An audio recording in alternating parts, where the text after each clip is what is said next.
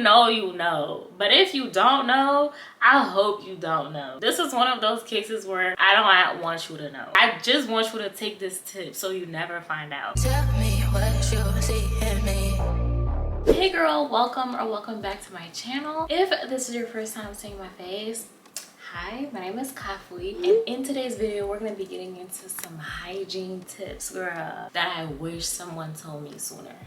The things that I know now, I just wish so badly that someone had told me these things sooner, because they would have saved my life, especially now at my big age. I could have used those tips and tricks. I'm here to let you know those tips because these are just things that I think every woman needs to know. Like, of course, my mom taught me the 101, the 410. I'm actually very, very lucky to have her because she definitely instills some really good hygiene habits in me. But then there are a lot of other things that I kind of discovered through YouTube, through videos like this, and then there are other things that I just kind of learned and discovered. If you want to get your feminine hygiene game up and you actually want to know things that are going to help you with like your downstairs area, odor, all that good stuff, then definitely stick around. Girl, I got my candle lit.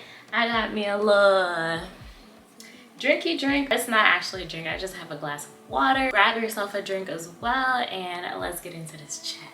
As always, don't forget to like, comment, share, and subscribe, and let's get into it. I made a list and I made it twice. You know it's the real deal when I make a list, and baby, this list is a little long. It's a little long, but that's because I have some really good things to share with you. Tip number one is to wash your hands before you use a bathroom. They always tell us to wash your hands after using the bathroom to keep other people safe and to prevent the spread of germs. But why not wash your hands before you use a bathroom? Throughout the day, as you go around touching things, doing things, your hands get dirty. And when you're using the bathroom without washing your hands, you're basically transferring that bacteria over down there as well. This just occurred to me recently, like, oh my gosh, I wash my hands after I use a bathroom, but why not wash it before I use the bathroom to make sure that I'm handling things down there with clean hands? I just thought about this, and so like it actually made all the sense to me, because bacteria going down there, transferring bacteria over down there, is just creating the opportunity to catch some type of infection that can lead to issues later on down there. And so you don't know what type of germs that you're carrying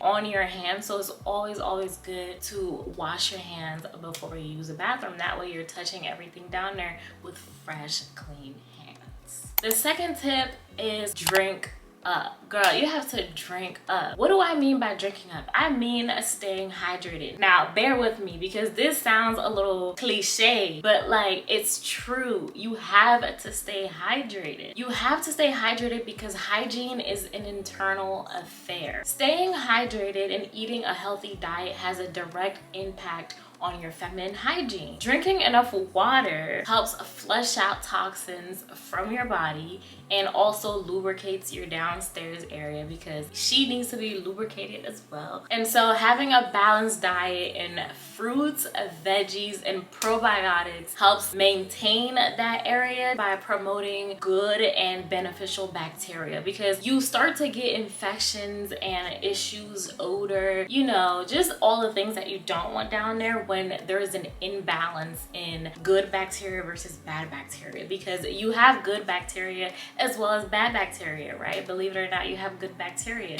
Typically we think that all bacteria is bad, but no, all bacteria is not bad. The probiotics that we take, those have a good bacteria, and so when you have an overproduction of the bad bacteria or an imbalance in the favor of the bad bacteria, that's when you start to have issues down there. And so making sure to stay hydrated is good for your overall health, and not just to keep your body running and functioning, because we're made up of a lot of water and we need water for a lot of the functions that our body does on a daily basis to keep us alive. Drinking water is also really good for flushing out your system and helping your body eliminate waste through actual waste that comes from back there and when you're urinating, and then also waste that comes through your sweat glands when you're sweating. When I mean hygiene, hygiene is an internal affair. What comes out is a reflection of what's inside. So if you have issues with odor down there, you may want to consider changing your diet or improving your diet. Maybe eating certain foods, a lot more fruits like I previously stated, drinking a lot more water, taking a lot of probiotics to promote good bacteria. On that note,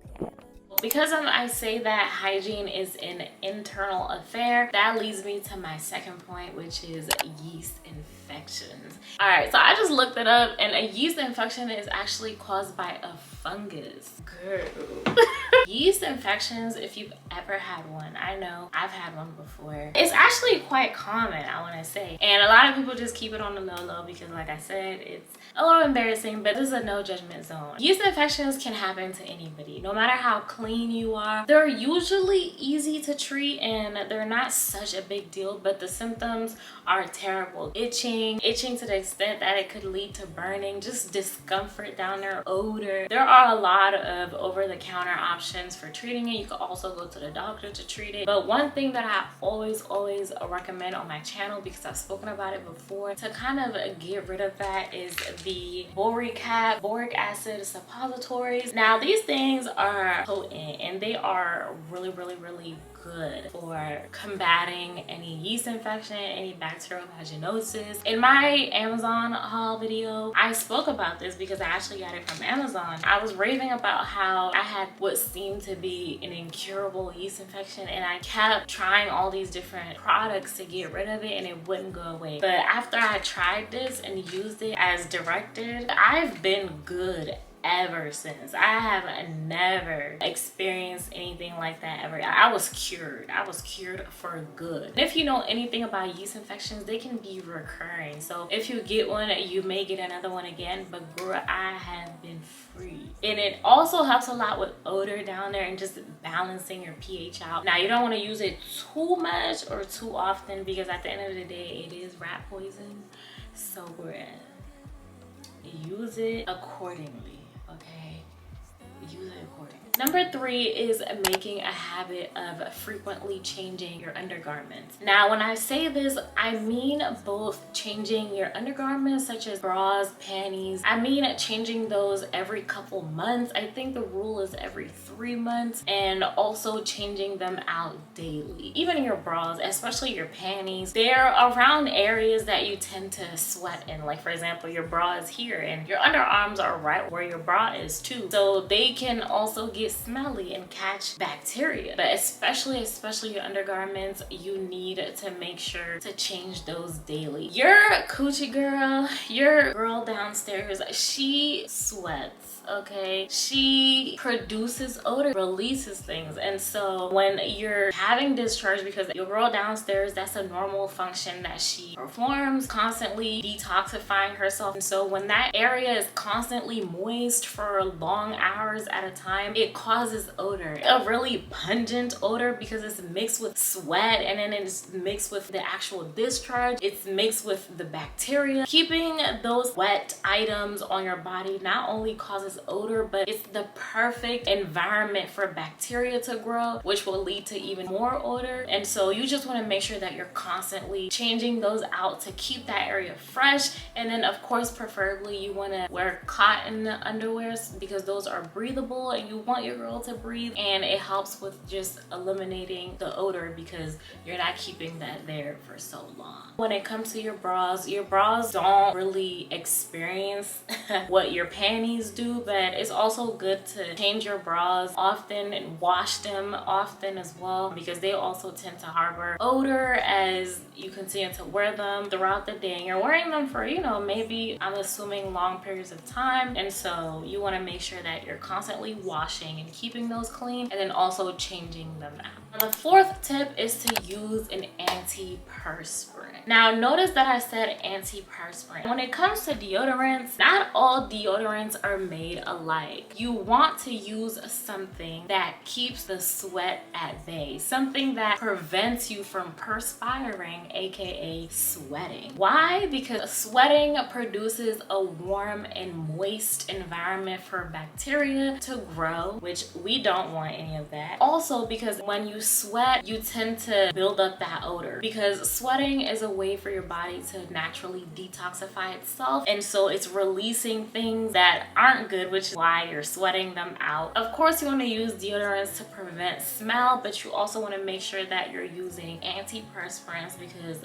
girl, if you're not, you're gonna be sweating like crazy, which will lead you to smelling almost as crazy. Tip number 5, practice safe, intimate care. I can't stress enough how much proper intimate care is crucial for your feminine hygiene. What I mean by intimate care is what happens when you're doing the do, both before and after, because you know there are steps to be taken. There are things that you should do before and after to make sure that you're keeping your girl down there safe, and that you're keeping yourself from any types of infections and all those sorts of things.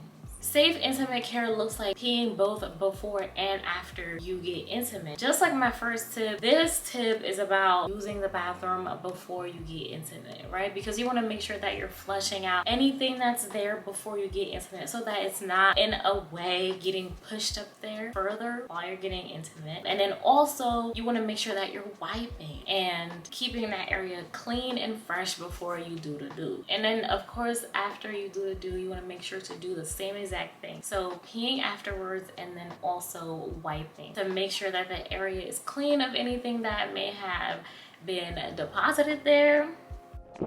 And then also just making sure that that area is fresh. I highly also recommend just taking a shower, because sometimes wiping is not always going to clean you. It is a good maintenance step, but I always and highly recommend a shower after. That would be the best thing for you to do after the do. The reason why you want to make sure that you're peeing both before and after is to prevent a UTI, a urinary tract infection. Those things tend to happen when you're participating in those types of activities without taking the proper care or the proper hygienic steps to make sure that you're being fresh and that you're taking care of your body. Because now you're engaging somebody else's body and someone else's set of bacteria with yours, and so you want to make sure that you're taking care of yourself and your girl down there. And then of course when you're wiping, you want to make sure that you're wiping from front to back always, because you don't want to, you know, carry bacteria into your front side, because that will also give you a UTI, which those are extremely painful. I'm not speaking from experience, okay?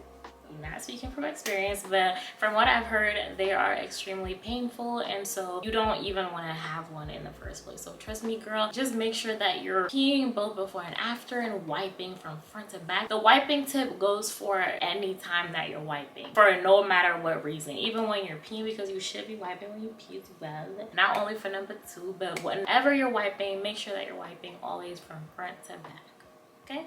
Number 6, and I don't know who needs to hear this, because I don't know who is still doing this in 2023. Avoid douching and using feminine sprays. Douching is completely unnecessary. Completely unnecessary. Why? Because the vagina, she takes care of herself. She is self-cleaning, so you don't need to worry about cleaning the inside, because she is already in charge of that. Like, she don't need no help. She don't need a second hand. She got it. Douching will actually do more harm than good by flushing out all the moisture and any good bacteria that you have up there. Also, feminine sprays, because girl, I don't know who told y'all that down there was supposed to smell like florals or fruity scents, but it's cap. They lied to you. It's not supposed to smell like that. Down there has its own natural smell, and it's not supposed to smell like a rose, and it's not supposed to smell like a fruit. You feel me? So using these feminine sprays is actually irritating that area. If you're just not taking care of down there, no type of feminine spray is going to help you, sis, because you have to start literally from step 1, which is washing your body and cleaning that area, because it's the bacteria that's causing the odor. Have you ever like smelled bad and then tried to reapply deodorant? How long does that really work? Not too long, right? Example number 2, have you ever kind of smelled bad and then tried to cover yourself by spraying perfume? Didn't you notice that you probably smell even worse? Yeah, because you're not addressing the issue, which is the bacteria, because you're not clean. Douching is terrible for you. If you're doing that in 2023, please stop. And then also the feminine sprays is not helping. If you're washing down there regularly, just the outside of course, then you're good. You're not gonna need to douche, and you're not gonna need need to spray anything extra down there. You don't need any of these alcohols or any of these fragrances. You'll be fresh as long as you do step number one, which is just taking a shower, cleaning down there daily. If you're doing all that and you're still noticing that you have an odor, then make sure to see your doctor because it may be something more health related. Tip number 7 is to remember to clean your less visible areas. My mom made sure, like, she was like, you better not get out that shower until you've washed every single part of your body. So there were the obvious areas like your ear, which she made sure, like, girl, you better clean your ear. Then there are other spots that I just kind of discovered as I, you know, continued to advance in my feminine hygiene and just learn more about my body over time. The less visible areas are areas such as your ears, because some people don't get their ears. I mean, like,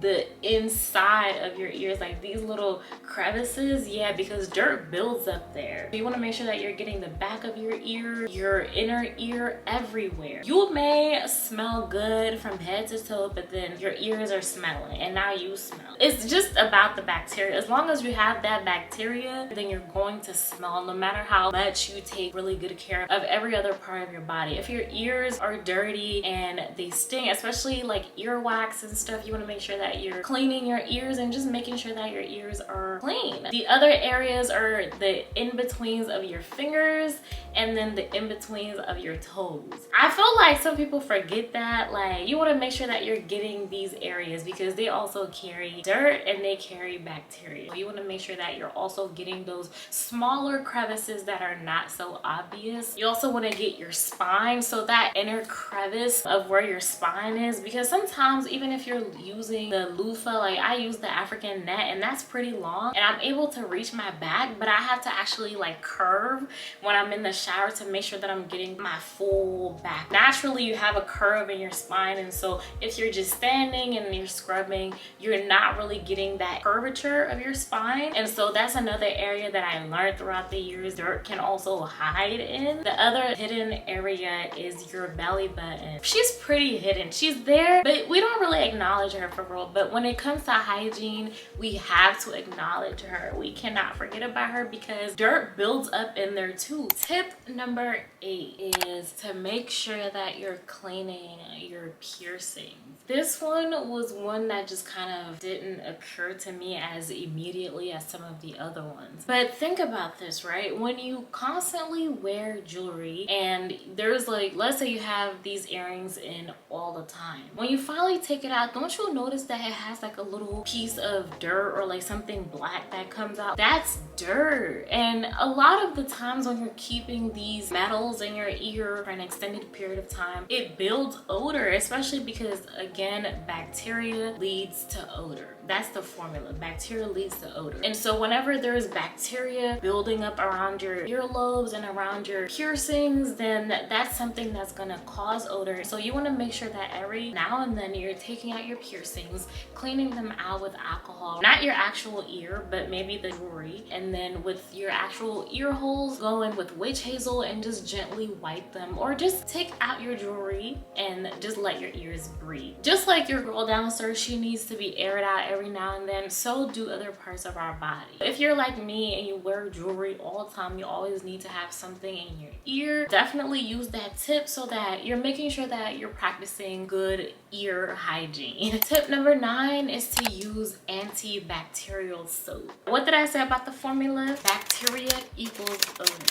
Antibacterial soap. Are you catching my drift? Exactly. You want to make sure that you're using antibacterial soap to prevent or to kill bacteria that will be on your body. And so by killing that bacteria, you're essentially preventing odor because you're killing the bacteria from even causing it. When I was a lot younger, that's what I was using to take showers, and I realized like I was good. But now as an adult with new products constantly popping up, like you kind of, you know, just go for the more fragrance things, or at least I did. And so I kind of stepped away from using antibacterial soap, but now I'm really getting back into it. Going in with antibacterial soap is going to be your friend because you're going to be not only cleaning your body with the soap, but also killing the bacteria that will eventually produce and cause odor. It also seems that antibacterial soap gives you a really good clean, and so that's another tip.